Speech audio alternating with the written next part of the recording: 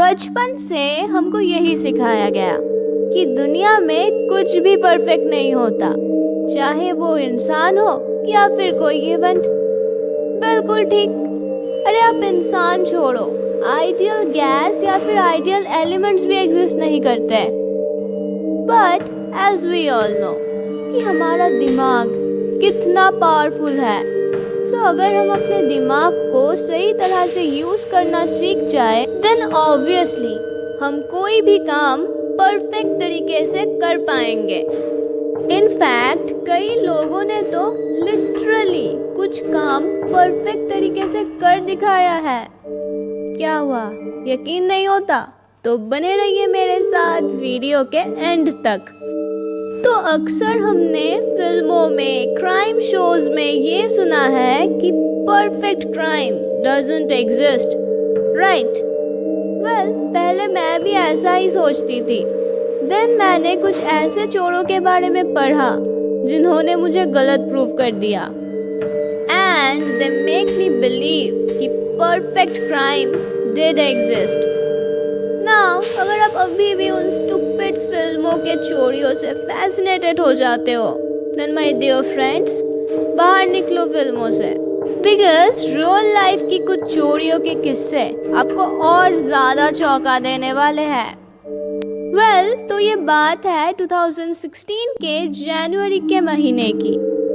बांग्लादेश के central bank के एक एम्प्लॉय को एक अजीब तरह का मेल मिलता है, बट उस मेल को ओपन करने पर उन्हें वहाँ कुछ खास नहीं मिलता, तो सिंपली उन्होंने वो सब इग्नोर करके मेल को क्लोज कर दिया। फिर फरवरी 2016 में हुआ एक हादसा, दुनिया का सबसे बड़ा बैंक रॉबरी, वही बांग्लादेश सेंट्रल बैंक में। बट यहाँ चोर हुडीज पहन के गन्स लेकर बैंक में चोरी करने नहीं आए थे। एक्चुअली फरवरी 2016 में बैंक का एक इंस्टेंट प्रिंटर खराब हो गया था जो कि बैंक के मेन सॉफ्टवेयर के साथ कनेक्टेड था। फिर उस प्रिंटर को ठीक करने पर वहां से पिछले कुछ दिनों के सारे मनी ट्रांजैक्शंस के डिटेल्स प्रिंट होकर बाहर आने लगे, जहां पर बैंक एम्प्लॉइज ने देखा 35 कुछ बहुत बड़े रकम के ट्रांजैक्शंस को, जिन्हें उस बैंक से बहुत सारे कंट्रीज के बैंक अकाउंट्स में ट्रांसफर किया गया था, और कुल मिलाकर नियरली $1 बिलियन का ट्रांजैक्शंस हुआ। और ऐसे सामने आया दुनिया का सबसे बड़ा बैंक रॉबरी। बट आज तक ये नहीं पता चला कि इस बैंक रॉबरी के पीछे कौन था, क्योंकि जिन्होंने ये कांड किया था उसने पहले तो उस अजीब तरह की मेल के थ्रू बैंक के सारे कंप्यूटर्स को हैक कर लिया, फिर वहां से न्यूयॉर्क फेडरल बैंक को 35 मनी ट्रांजैक्शंस ऑर्डर भेजा अलग अलग अकाउंट्स पर।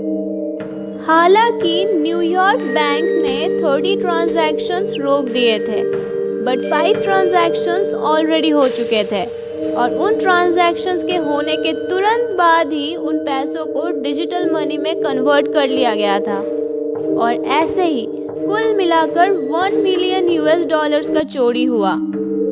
बट हैकर्स ने इतनी बारीकी से इस चोरी को अंजाम दिया था कि इतने इन्वेस्टिगेशंस के बाद भी आज तक उन हैकर्स का कुछ भी पता नहीं चला, यानी कि एक परफेक्ट क्राइम हुआ।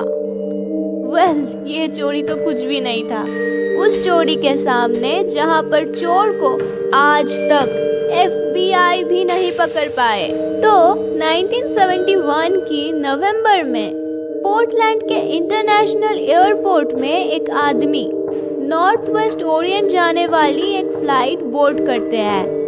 उनके पास था सिर्फ एक ब्रीफकेस, और वो 35 और पैसेंजर्स के साथ फ्लाइट से रवाना होते हैं। फ्लाइट में एक एयर होस्टेस को वो एक कागज का टुकड़ा देते हैं जिस पर ये लिखा हुआ था कि उनके पास बॉम्ब है, और वो उस एयर होस्टेस को उनके बाजू में आकर बैठने को बोलते हैं। तो वो एयर होस्टेस जब उनके पास आकर बैठती है तो वो उसको अपने ब्रीफकेस में रखा हुआ बॉम्ब दिखाते हैं। और ये कहते हैं कि अगर उसके डिमांड्स पूरे ना किए गए तो वो इस बॉम्ब को यही ब्लास्ट कर देंगे और सारे लोग मारे जाएंगे। नाउ आई नो कि आप लोगों को ये लग रहा होगा कि कैसे कोई इंसान प्लेन में बॉम्ब लेकर जा सकता है। Well my friends, don't forget कि हम 1971 की बात कर रहे हैं और उस टाइम पर एयरपोर्ट में इतनी कड़ी सिक्योरिटी नहीं रहता था। तो back in our discussion, plane की बाकी पैसेंजर्स की सेफ्टी का ध्यान रखते हुए उस आदमी की डिमांड्स को मंजूर किया गया। उसकी डिमांड थी कि उसे 2 लाख US डॉलर का कैश चाहिए और साथ में चाहिए 2 बैग्स और 4 पैराशूट्स। इन सब के मिल जाने पर वो इंसान प्लेन के बाकी पैसेंजर्स को प्लेन से उतार देते हैं और फिर एक बार प्लेन को आसमान में 10,000 फीट की ऊंचाइयों पर लेकर जाने को बोलते हैं। फिर उन ऊंचाइयों पर पहुंचने के बाद वो प्लेन के क्रू मेंबर्स को कैबिन में बंद कर देते हैं और तभी प्लेन के पायलट को एक वार्निंग मिलता है, जो कि था प्लेन का दरवाज़ा खोलने का वार्निंग। फिर प्लेन को लैंड कराने के बाद वो लोग ये देखते हैं कि पैसेंजर कैबिन से वो आदमी और सारे पैसे गायब थे और वहाँ पर पड़ा हुआ था 2 पैराशूट्स। तो क्या लगता है आपको, कहाँ गया वो आदमी? क्या वो प्लेन से कूदा पैराशूट्स के सहारे? वेल, आज तक किसी को नहीं पता कि वो बीच आसमान से कहाँ गायब हो गया। इनफैक्ट FBI ने भी इस केस को इन्वेस्टिगेट किया और उस इंसान को ढूंढने की कोशिश करी, but all this efforts were in when. वो इंसान कहीं नहीं मिला। गाइस, आपको नहीं लगता कि इस चोर ने इम्पॉसिबल को पॉसिबल कर दिखाया और एक परफेक्ट क्राइम को अंजाम दिया? उसने ये सब इतना परफेक्टली किया कि कई लोगों को तो वो इंसान किसी और डिमेंशन से आया हुआ कोई एलियन लगता है जो कि हवा में गायब हो गया। पर सच्चाई तो ये है कि वो एक बहुत ही इंटेलिजेंट और शातिर चोर था। सो गाइस, ये थे कुछ परफेक्ट क्राइम्स जो कि सच में पॉसिबल हो पाया because of some genius brains. Now let me make it clear to you कि मैं किसी भी तरह से इन सारे क्राइम्स को सपोर्ट नहीं करती, ना ही उन चोरों को सपोर्ट करती हूँ। मैं तो बस आपको ये दिखाना चाहती हूँ कि perfect events are not just mere myths. It's not impossible to make things perfect. हमें सिर्फ हमारे दिमाग के पावर को सही तरीके से यूज करना आना चाहिए। इन चोरों ने अपने इंटेलिजेंस को यूज तो किया, but in the wrong direction. After all, intelligence without wisdom is dangerous. तो गाइस, क्या कहना चाहेंगे आप इस बारे में?